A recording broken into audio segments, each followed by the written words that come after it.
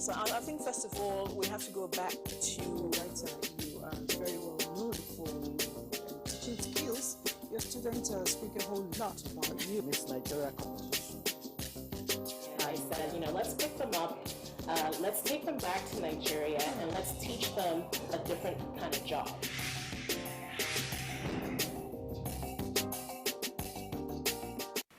Hello, nice to have you join us on this special edition of The Woman. I call it special because every day we're on set, it is a special day to bring you another special lady. They say the house is only a house, but it can be turned into a home when a woman walks in, which is why we've taken time to create this program to ensure that women bring in on board their spice, their strength, sometimes what you call their weakness, but actually that's what makes the world go round. That's their lovely tender hands. Who is my guest today? Find out after this time out. Have you ever wondered why some men cannot finish using the towel and just hang it back somewhere in the bathroom? Why would they have to throw it on the bed? Little things like that, they put off.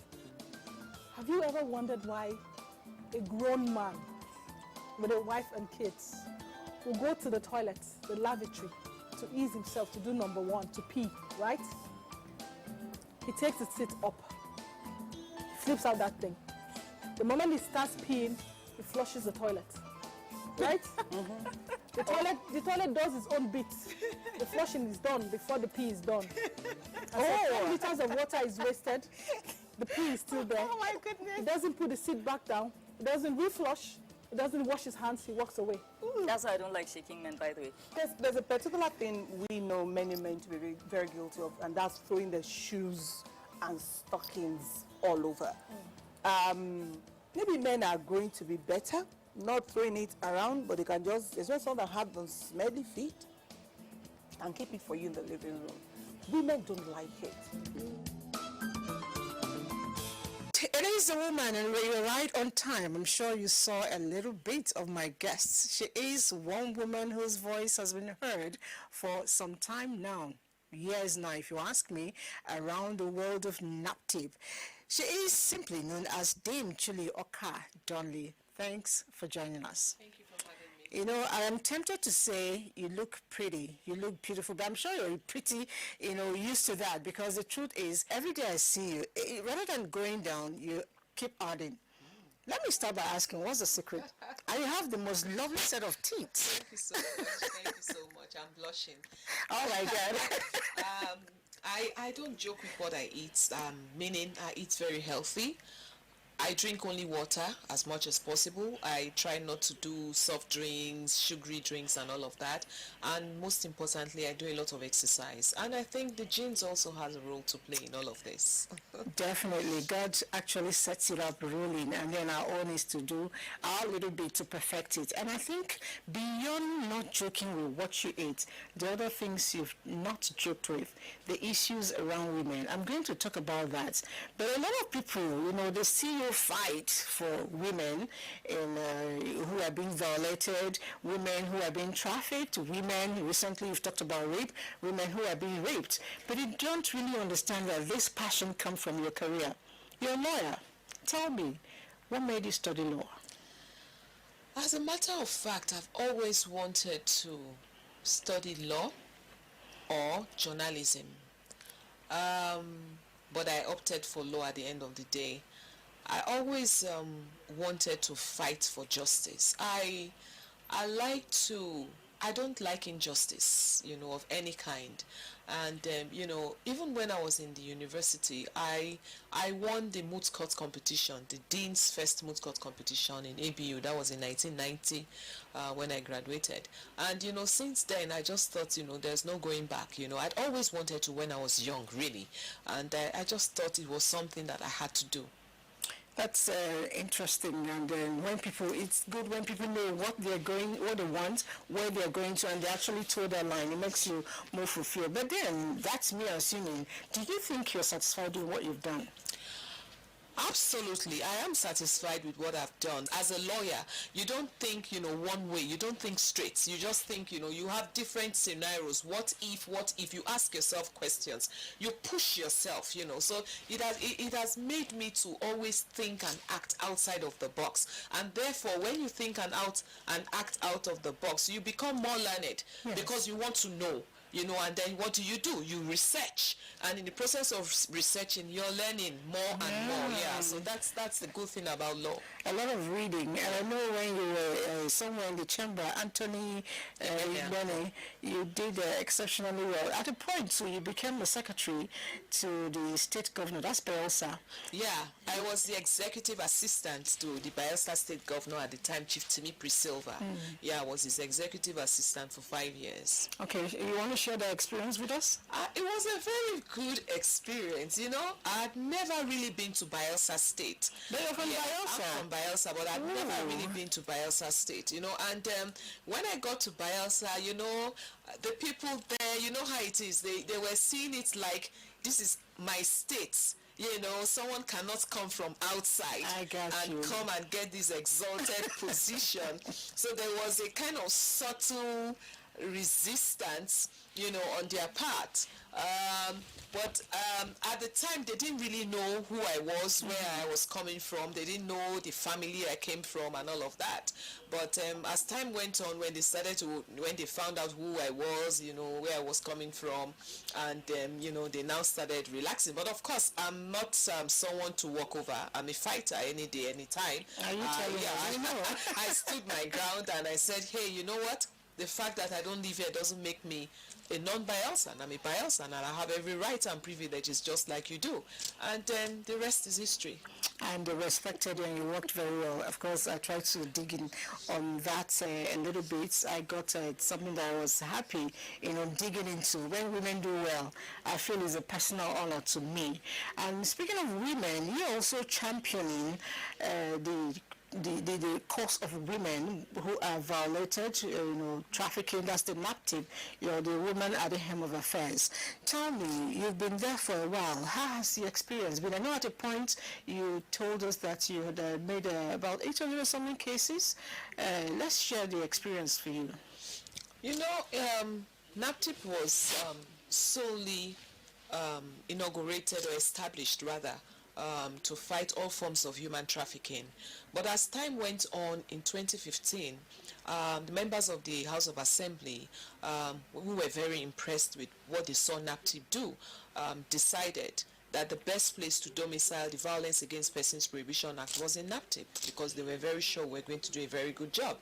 And so from 2015, NAPTIP went about prosecuting all forms of violence against persons. I joined NAPTIP in 2017, and I tell you that from 2017 till date, we've seen so many cases, all sorts of cases, ugly cases, ranging from domestic violence to rape to incest to all sorts, and trust me, we don't sweep any of the cases under the carpet. Painfully, some of the cases of rape, they come back to tell you after all the investigations and everything, after all said and done, the families come to tell you, oh, you know what, we're no longer interested. We want to withdraw this case. Seriously? We've forgiven. Somebody violates your child? Absolutely. We've forgiven. And I found that really ridiculous. And I always said to my officers, we don't withdraw cases of rape here. If they withdraw the cases, go ahead and file. If they don't show up in courts, fine. Then they can strike out the case. But go ahead and file these cases, and at least make sure that the names of these perpetrators are put up in our sexual offenders register. So I'd always been one to look out for women. When I was in Bayelsa State, a lot of people didn't realize that I was instrumental to some of the appointments that were made, concerning women, because I realized that most of the appointments were always about men. And I'll walk up to my governor, fantastic man, and I'll say to him, Your Excellency, what of the women? And he will smile and, say, yeah. I say, yeah, I mean, the men are, just outnumber the women. And I know for a fact that women do very well. 4 years ago, almost 4 years ago, when I marked my 50th birthday, I launched a book called Parenting in the 21st Century. This is 50th? Yes. Yeah. How? Yeah, I'll be 54 this year by God's grace. No. Are you guys seeing what I'm saying? This can be happening. A lot of people don't believe, a lot of people actually think that in my 30s, 28, 25. And when they see me, they get very angry that this small girl who is just in her 30s is the director general and is privileged to be a director general. So they don't understand that this small girl is older than a lot of governors and even some ministers. So yes, I launched a book called Parenting in the 21st Century, and trust me, I wrote this book within 3 months, and this was just telling you how to protect children generally from being abused. I didn't even know God was preparing me for my job in NAPTIP. I had no idea I was going to be working in NAPTIP at the time, and so I wrote this book and launched it on my 50th birthday.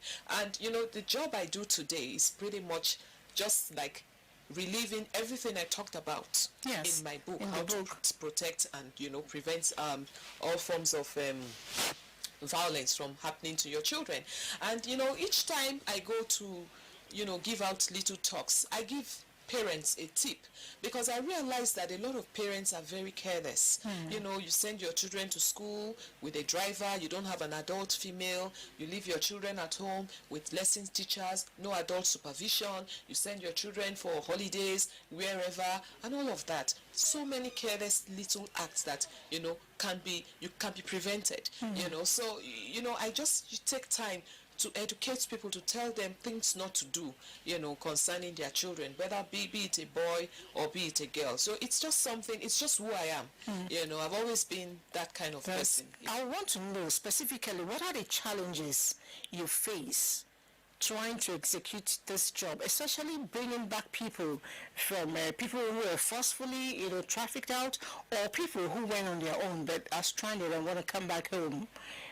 For now, because of COVID, lockdown and things like that, challenges of bringing them back, but now the airports are open, and even before the airports were open, our federal government was working very closely with IOM and some of our development partners to bring them back. We're still bringing them back. Challenges are the fact that some of them may not want to give us information that would lead to the arrest of the perpetrators, because there are lots of perpetrators hanging around. Those are basically the challenges of not having to get enough information. Some of them are so ignorant to the extent that they don't even know who trafficked them. They just tell you, oh, it's one Papa Jimo or something. Oh, absolutely, it's one Papa Jimo, and it looks like he has changed his phone number and things like that. Then, of course, sometimes we have challenges of, apart from bringing them back, we have challenges of interagency rivalry, where, for example, another law enforcement agency rescues victims and arrests perpetrators rather than refer them to NAPTIP. They display them on TV and start, that's so wrong, rather than refer them so we can do our jobs. So this interagency rivalry, causes a lot of problem, because with a job like ours, we need maximum cooperation between all law enforcement agencies. Definitely, because in my place, we say if we gather together and pee, it makes a lot of bubbles. So if we do that, we'll get results. Now, talking about gathering together and doing something, I know you had a collaboration with some UK agencies, the UK Aid, with the Not For Sale campaign. You want to tell us more about it? Yeah, we've had a lot of collaborations with so many countries, but really, UK has been one of our number one allies in the fight against human trafficking. They came up with this communication strategy called Not For Sale. The project took place in Edo and Delta states, and it was huge. It made a huge impact.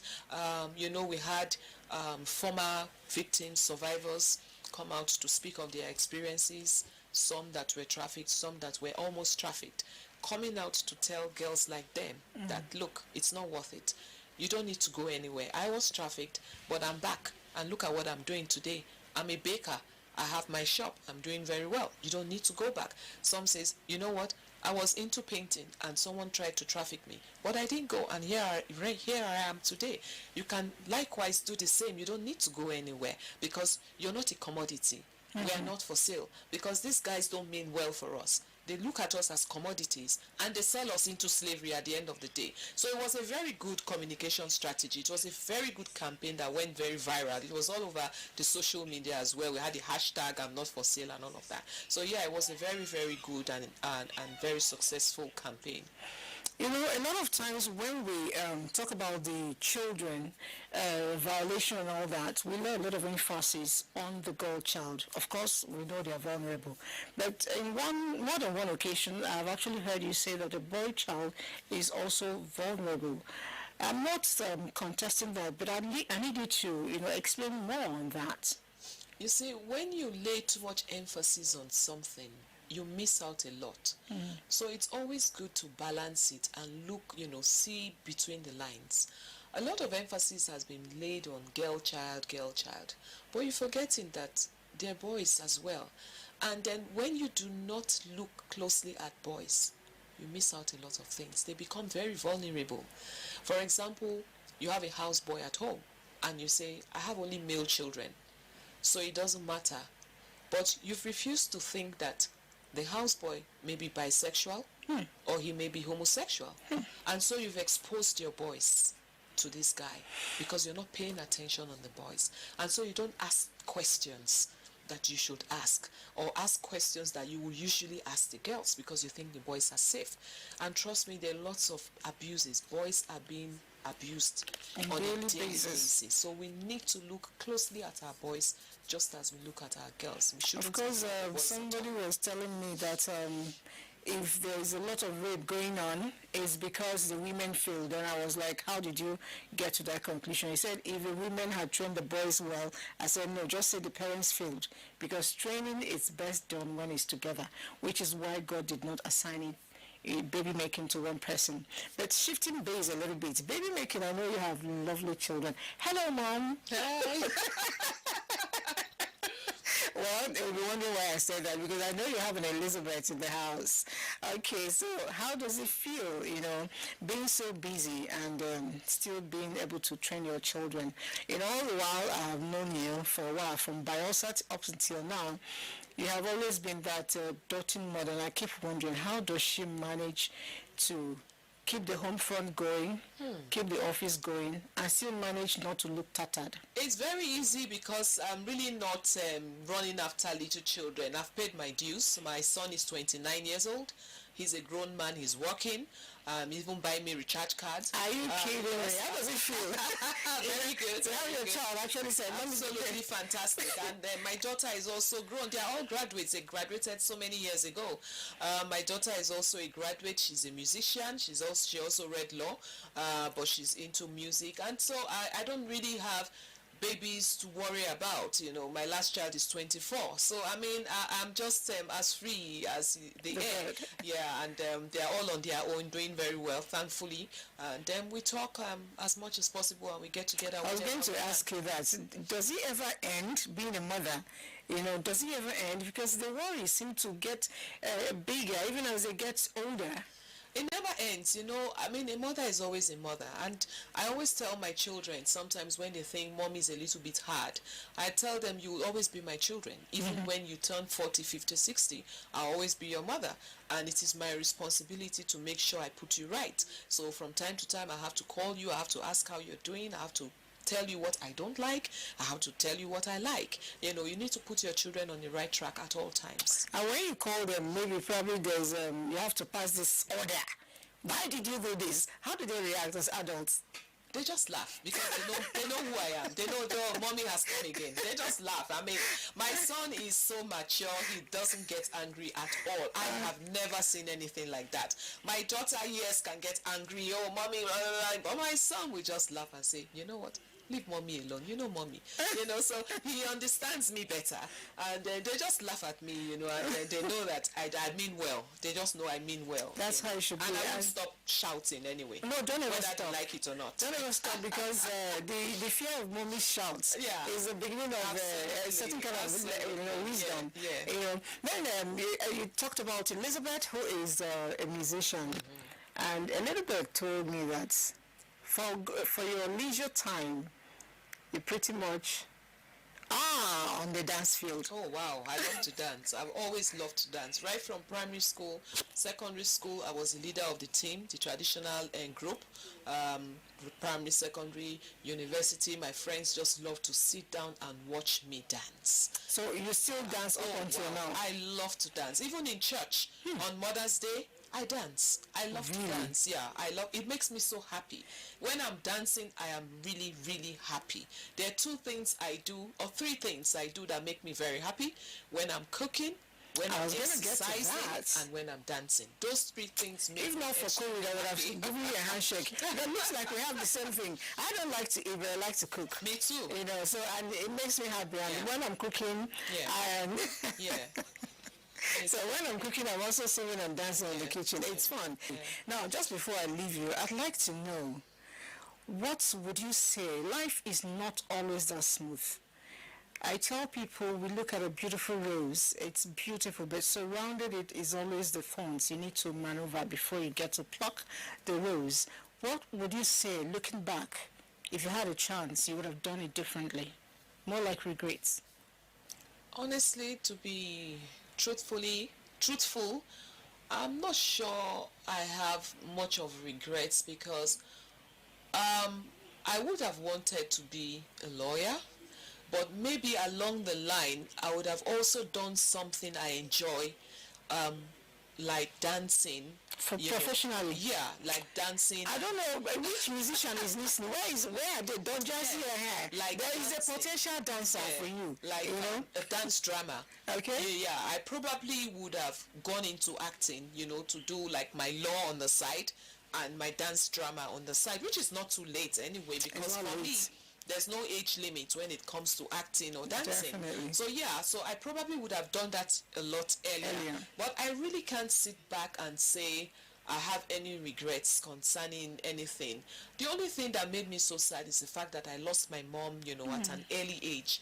But it's one of those things, and I didn't have the opportunity to make her see the woman that she raised, because my mom is my role model, not any other person. My mom was extremely hardworking and she was very successful. So I always wanted to be successful. I always wanted to be like her, and she was a very strong woman.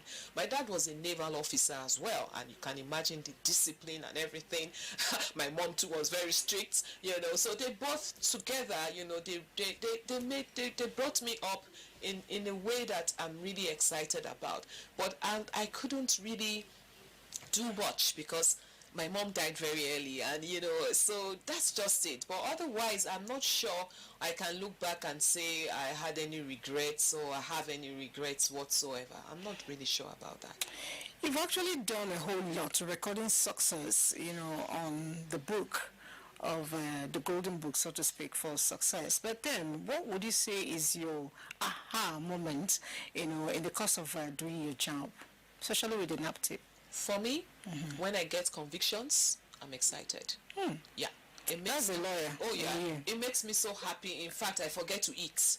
Yeah, I'm that happy. I'm that excited. When I get a conviction and my zonal commander calls me to say, we got a conviction, I am so excited. I mean, for me, there's nothing. If you're a very good footballer like JJ back in his days, you can dribble from now to tomorrow. If you don't score a goal, you're on your own. Nothing. Yeah, so we can do everything we need to do, carry out awareness campaigns, go to court, arrest. But if we don't get a conviction, it's quite frustrating. So for me, that's just my moment.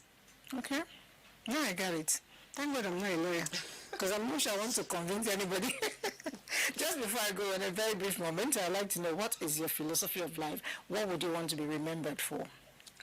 I want to be remembered as somebody who worked very hard with all my power and my might, and made a difference where I worked. I've always believed in hard work. That's my philosophy. Hard work, determination, and passion. If you're passionate about whatever you do, whatever you find yourself doing, just grow passion for it. Become extremely passionate. Think about it, dream about it, eat it, sleep it, do everything you can. Put in your best. with determination, hard work, and passion, the sky is your limit. I know that a lot of people who've watched and listened today, if you didn't pick anything, I mean, even if you didn't listen, you could see the body language. She didn't move a lot of her body, but you could see the passion as she spoke when she talked about hard work. Hard work pays, and hard work the right way, because that way, when you sit back to enjoy what you worked for, you savor it, with joy, immense pleasure, because you know this is your work. All right, it's been the woman, and we've been speaking for a while now with the Director General, National Agency for the Prohibition of Trafficking in Person, that's NAPTIP. She's grown and risen to this position. I know that you're going to even get better. We've been talking about women presidents. I want to see you at the Senate. I want to see you, when it's God's time, also in Aso Rock, because we need more people with passion and determination and hard work, skill for it. All right, we'll be with you again next week. My name is Elizabeth Abai, and do join us for another special time out on The Woman.